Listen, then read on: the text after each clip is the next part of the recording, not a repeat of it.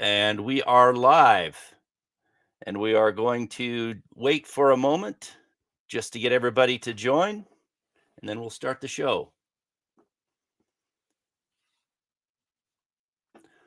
Good morning, Broncos fans. This is your host, Thomas Hall, bringing you Legends of Mile High, a podcast that uniquely blends Denver Broncos current events with a historical perspective. The ultimate goal is to keep the storied history of the franchise alive, even in the most recent of fans. Interaction with you is paramount on this journey, so jump in the chat with any questions that you may have. And then as always, we will conclude the show with Mile High Legend, which is a interesting story of Broncos of the past. Today, we're going to jump into the NFL draft a little bit. I'll give my opinion on some of the players, and then we will talk about a player who should be in the Hall of Fame. So stay tuned, because today the show will conclude with how Karl Mecklenburg used a small phrase to transform himself into a Broncos legend. Now, many of you don't know me. This is the first time I have done a podcast for Mile High Huddle. I've been with Mile High Huddle for 4 years, writing for the Broncos. Maybe you've seen some of my work on the site. I've been a Broncos fan for many years, and I hope that I can bring some unique insight into your Broncos fandom. And before we get started, I just want to say one quick shout out to anyone who may be joining from UK. It's awesome that the Broncos are going to be playing at Wembley Stadium this year. And in my opinion, it's a wonderful thing that the NFL is moving teams into playing to different spots of the in the world. And because we really are a tribe, we're a tribe that's connected by Broncos fandom. And so welcome if you're joining today. So let's jump into the NFL draft here a little bit. We've got some chats before I want to start. It's a couple chats that are jumping out there. Someone jumped in at 4 this morning, which is amazing. Thomas, thank you for being the first one on online and preparing for this show. So let's talk about the NFL draft a little bit. It wasn't the first time that the Broncos went into a draft without a first round pick. And I know we've seen some recent ones where they've traded out of the first round, but this was one where they went into the draft without a first round pick. That's where you find your impact players. But they had a mess of picks after that. And this has happened before. 1984 was an incredible draft because they used their first round draft choice to get none other than John Elway the prior year. So they went into the draft without a first round draft choice, but they still had 11 selections. Or they made 11 selections. This was back when there were 12 rounds in the NFL draft. One of those picks was Andre Townsend, who was a very important role player, started for 4 years, played in over 100 games with the Denver Broncos. And in the 1987 championship game, you might know as the fumble game, he was a key player. He was very influential in helping them to jump out to an early lead with his defense. They also brought in Randy Robbins, a 4th round draft choice. He played in over 131 games. Clarence Kay, if you don't remember him, an amazing tight end, really. Not a Hall of Famer by any means, not one of the best tight ends ever played for the Denver Broncos, but an incredible player, helped the Broncos to reach those early Super Bowls in the late 80s. And then one of my favorites, and I think it's my favorites because he was one of the early adopters of the tinted face mask, Gene Lang. Again, not an incredible player, but played in 89 games, started at fullback for a season, which was interesting as around a 5'10", maybe 195-pound player. And he was another influential player in that 1987 AFC Championship game. If it hadn't been for Jeremiah Castile, he probably would have been the hero of the game. Had a big 40-yard run that set up a touchdown and another touchdown for himself. Now, before we move on, just want to give a shout out to Rock Chalk Broncos super chat. Thank you very much. Appreciate it. Appreciate you showing me support. And just, I think you offered up a question that we will be addressing later. So thank you. Thank you very much. And then another draft that we can point to was 1990. This draft was another one what they went into without a first round draft choice, but had several picks to work with. The reason why they didn't have a first round pick then was they used the first round pick on Bobby Humphrey in the supplemental draft in '89, but they still were able to go in and get some players like Alton Montgomery, played 68 games, defensive back. Jeff Davison, a guard. He played for he was a solid role player, started a few games for them as well. Lilo Lang, another great name, played for the Broncos, played about 50 games for them. And then also Shannon Sharp. You may know him. He's a Hall of Famer. Was drafted as a wide receiver in the 7th round, and they turned him into a Hall of Fame tight end. And my point to this whole review of history is that we don't know who is going to come out of this draft in 2022 and become an impact player or a solid role player. And we poke and prod these prospects to the nth degree, and even the experts who work in the NFL get it wrong more often than they get it right. So when you're thinking about this NFL draft, there's going to be some people in there that are going to hopefully surprise. And I've got a couple, but before I say that, I'll tell you, I'm not one of those players or people that dives in and looks at a bunch of films. So I'm going to be talking about this from an analytical perspective. And I used to watch a lot of film, but I never felt like I could give it everything that it needed to be given. When you have 200, you want to talk intelligently about 200 players. And I never could really just watch 3 games and take that as a sample size. I felt, what if I'm watching the wrong 3 games? What if they're the worst games? Or what if they're his best games? And if you do the math, you can't watch all 10, 11 games in a college season and then also go back and watch their season before to see if they progress or regress. So that's why I've turned more to the analytical side, because you can take what we've seen in the past and project in the future. That's what analytics is all about. And that's actually what this show is all about, to look at the past, to be able to make some sense of the current events that are happening today, learn something about it, project into the future. So I'm going to talk first about my favorite pick in this NFL draft. 3rd rounder, Greg Dulcich, tight end. 3rd round, tight ends.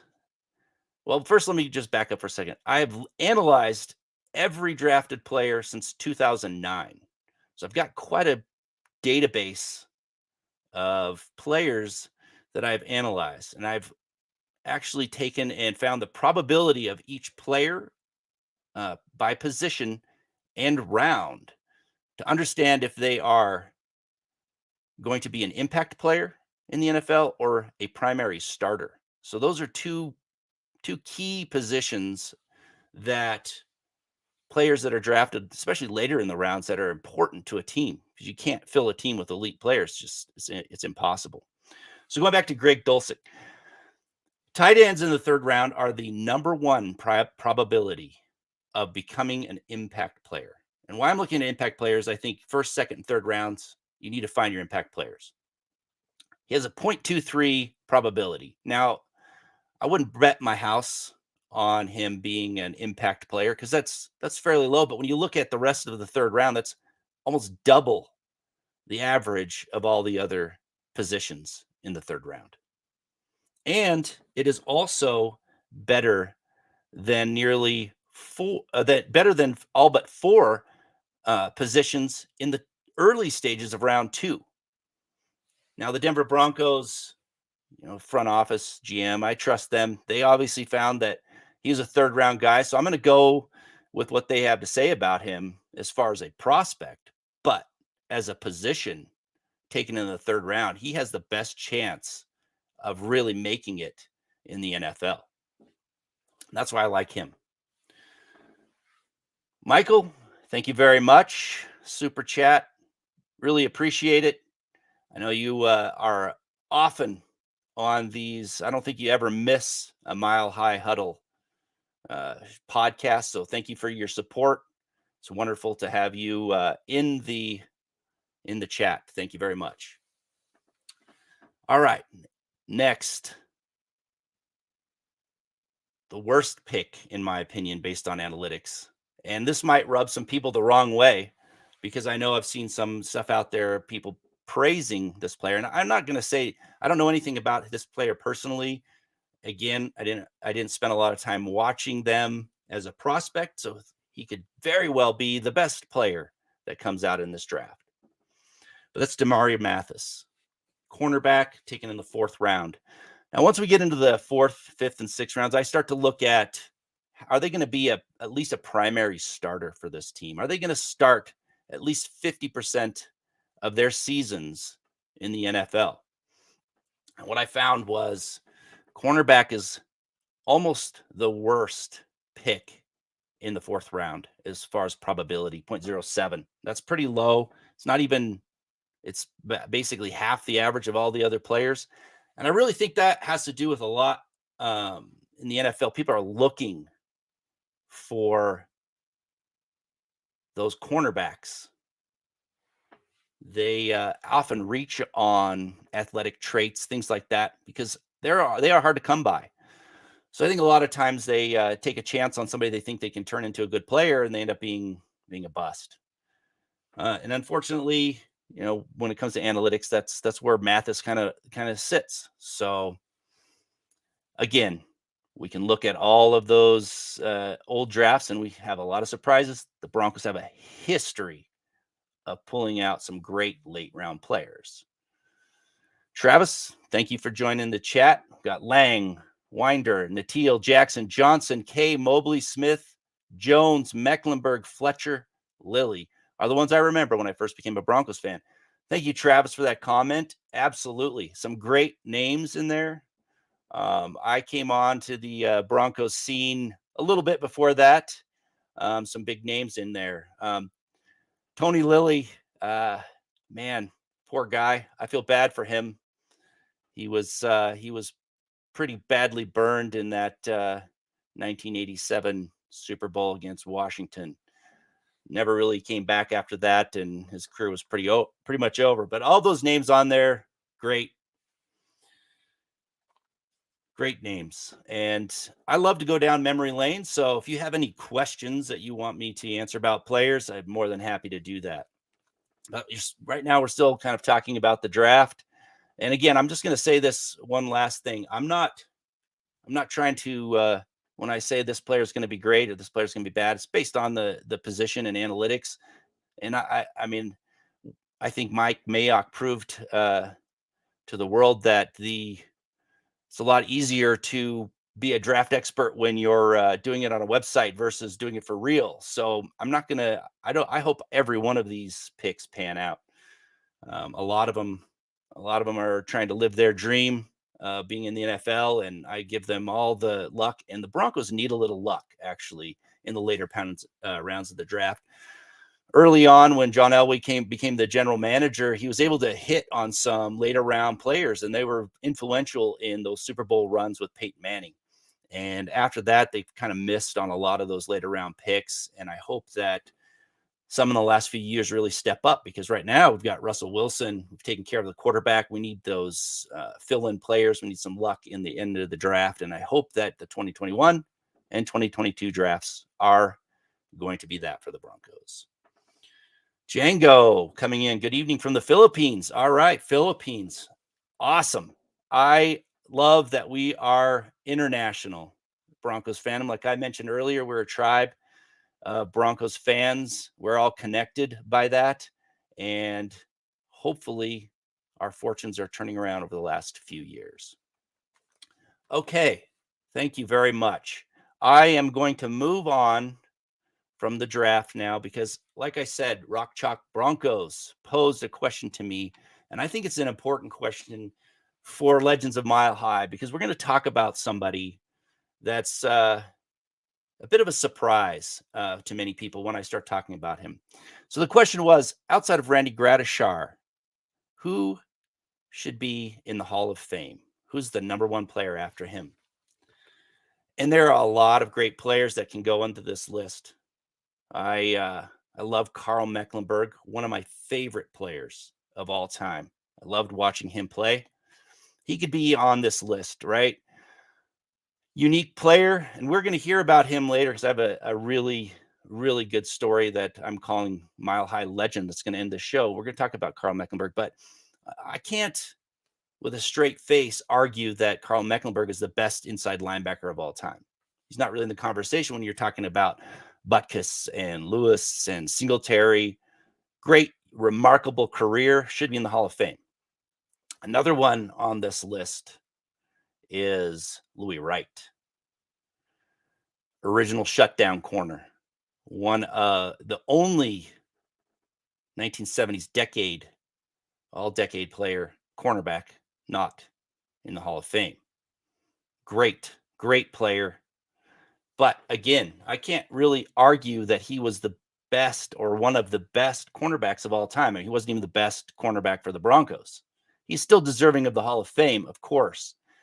Champ Bailey's probably is the best cornerback ever played for the Broncos. So I can't really argue that. But there is one player that I have argued about. In fact, my friends over at Not in the Hall of Fame, I convinced many of those people that were Hall of Fame experts that Tom Nalen is in the argument for being one of the best centers of all time.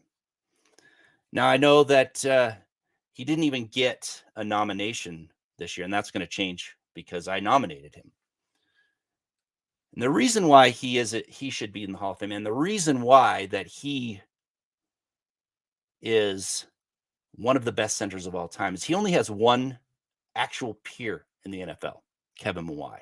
Those two players are the only two centers who are leaders on our offensive line that paved the way for 10 1,000-yard rushing seasons for running back and one 2,000-yard rushing season.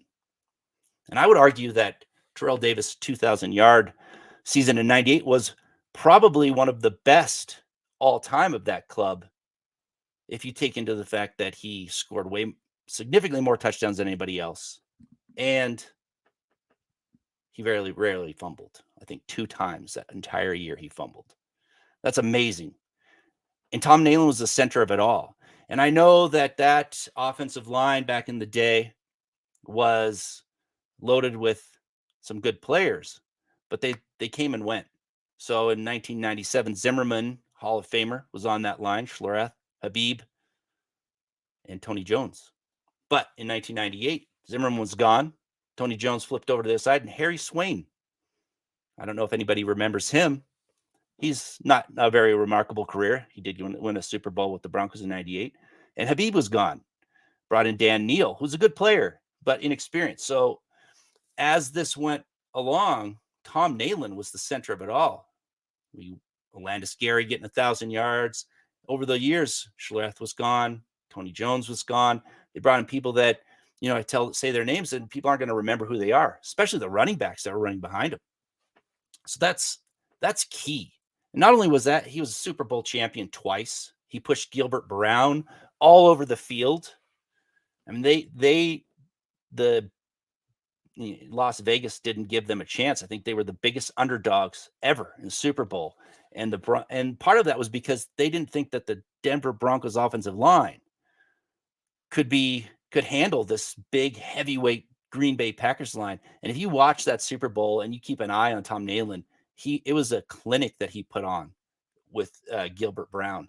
It was amazing. It was an amazing play all around in that Super Bowl.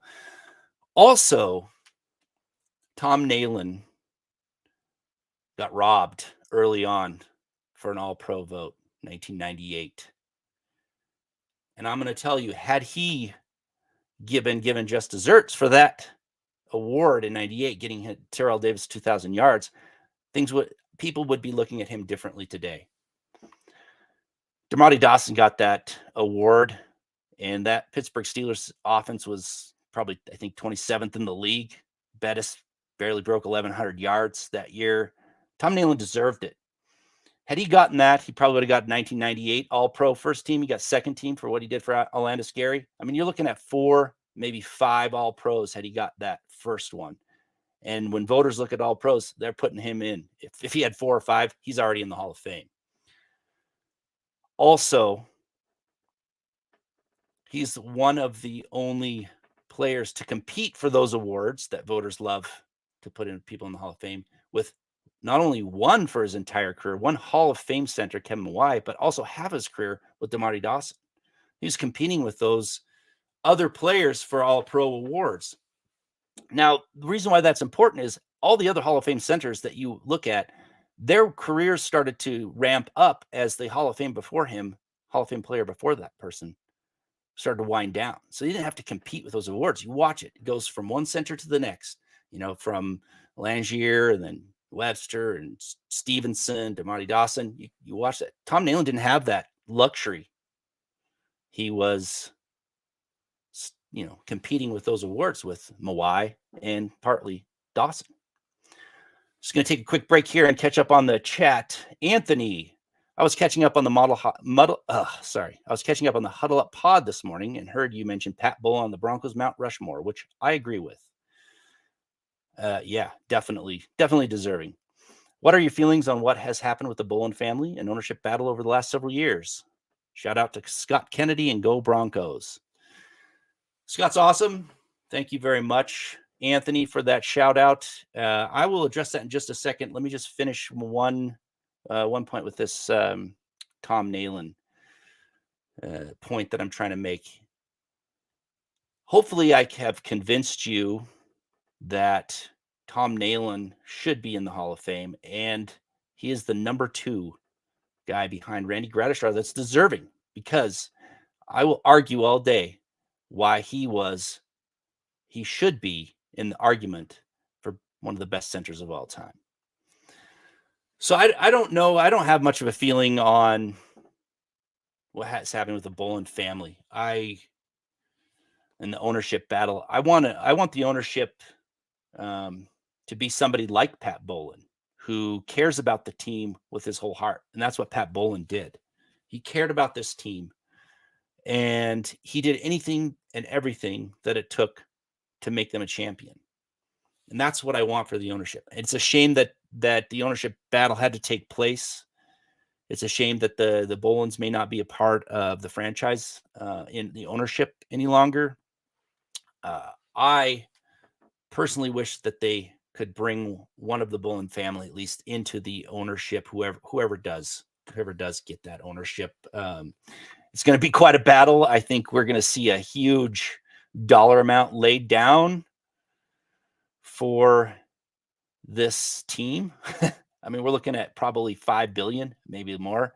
So it's going to be some deep pockets. But again, whoever that owner is, and I know Magic Johnson's throwing his name into the hat, part of one of the groups, which is fine. I mean, he's a star power, one of the greatest basketball players of all time. If he gets it, and his tenure with the Broncos is like Magic Hour, then I'm gonna be very disappointed. It was a terrible talk show that he ran. But if it's like his investments that he makes, with the franchises he's owned, who've been very successful, then we're gonna be pretty happy with that. But I don't know who's gonna get it, and I just hope that they love the Broncos the way Pat Bullen did, because it was evident he did anything to win, and he made the right decisions. He was a good leader. Obviously, we got Russell Wilson because the ownership decided that Pete Carroll was more important than Russell Wilson for the Seahawks, it seems.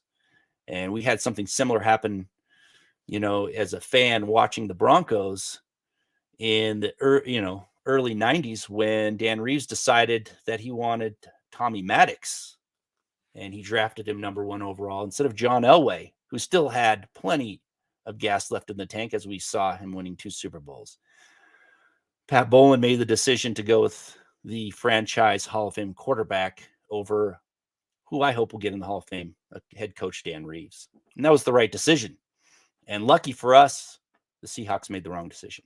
So Pat Bowlen, great leader, loved the Broncos. And again, I really hope that the next ownership is like him.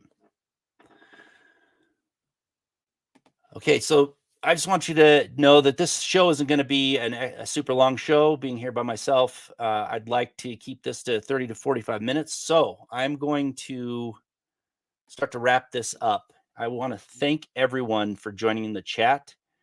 And I will, as we go forward, I'm going to start to bring more people in, start reading more comments. We're going to have a back and forth because, again, this show is so you can learn about the Broncos. We want to keep that history alive. And next week, I'm going to tell you a story about Lionel Taylor. And you don't want to miss it because Lionel Taylor, one of the greatest wide receivers in Broncos history, but he may not be in the Hall of Fame because of a piece of paper. And I'll tell you why that is next week, next Friday, same time. So now I'm going to give you the Mile High Legend, which is what I'm calling it. Many people didn't believe that Karl Mecklenburg could play football at the highest level. He walked on to the University of Minnesota, no scholarship. He had to show on the field how valuable he could be and make the coaches believe in him as he believed in himself. And he went on to become the starting nose tackle and one of the team's best defenders. And even though he had a terrific career with the Golden Gophers, he didn't intrigue many NFL teams. As an undersized nose tackle at 240 pounds, Mecklenburg wasn't drafted until the 12th round. It was pick number 310. Only 25 players were selected after him that day. And as you can imagine, 12th round selections, they get buried on the depth chart. And they aren't given much of an opportunity. But he did catch a bit of a break being drafted by the Denver Broncos.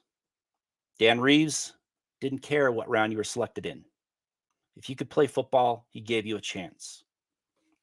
And in those early days, Mecklenburg committed himself to a single phrase, a statement that if he believed in, he could make it happen, and he could make it happen on the field, then he would succeed.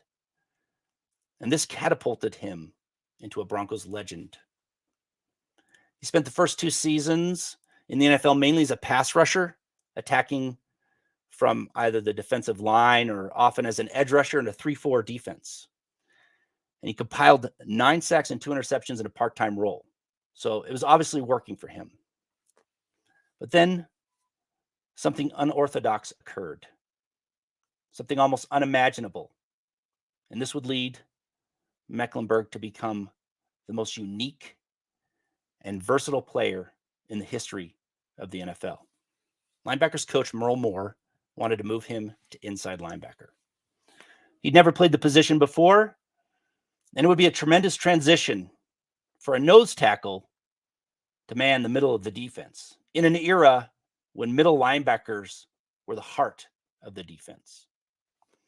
But if he continued to believe in that statement he told himself early on, he was going to be a success.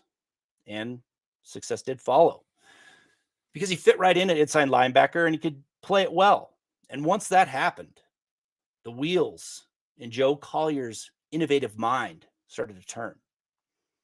The defensive coordinator had the brilliant idea that Mecklenburg could now create incredible mismatches by moving him all around the defense. So now Mecklenburg wasn't just playing inside linebacker, even though that was his listed spot on the roster. He was moving through all front 7 positions, and he did it at a high level. He could attack from all 4 linebacker positions and all 3 defensive line positions. On one play, he was an inside linebacker. On the next, defensive end, and then maybe the next, he could have been on the defensive line. He was moved around often and many times in the same game. If a mismatch was identified, that's where he often lined up. He was transformed into a 7-headed monster who delivered nightmares to offenses.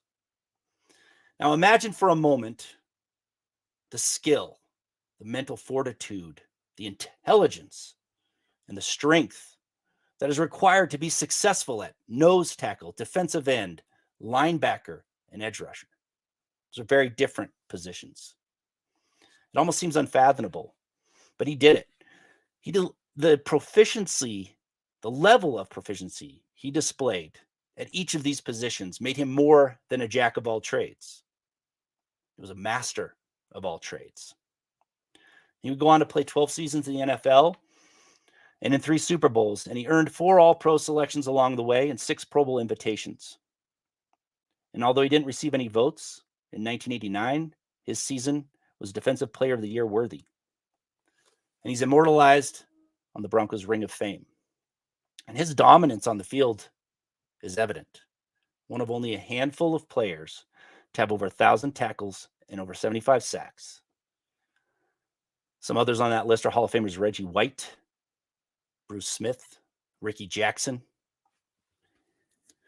He also has the distinction of being the only player to consistently and with aplomb move through all front 7 positions on the defense. A true Swiss Army knife.